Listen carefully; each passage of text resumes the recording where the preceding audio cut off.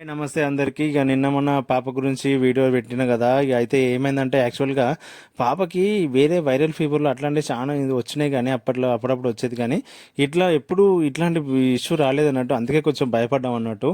అంటే కామన్ సిమ్టమే ఇప్పట్లో అందరికీ వస్తున్నాయి ఇట్లాంటి, అంటే బ్రీతింగ్ ఇష్యూస్, నిమోనియా లాగా.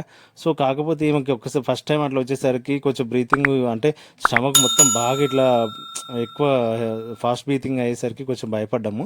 అంటే ఇంక అందులో ఇంకో టెన్షన్ ఏంటంటే హాస్పిటల్ తీసుకెళ్ళగానే వాళ్ళు అడావిట్ చేసి ఇమీడియట్గా ఐసీయూలో పెట్టాలి, ట్రీట్మెంట్ స్టార్ట్ చేయాలి, లేకపోతే తనకు ప్రాబ్లం అవుతుందని చెప్పేసి అడావిట్ పెట్టేసరికి ఇంకా ఎక్కువ భయం వేసింది.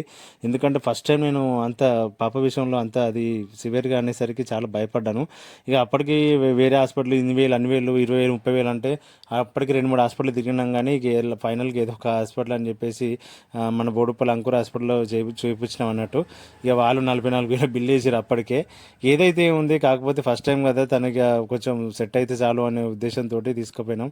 ఇక అప్పటికి మా మామయ్య వాళ్ళే అన్నీ, మా అమ్మ వాళ్ళు మన మామయ్య వాళ్ళే చూసుకున్నారు అన్నట్టు అట్లా.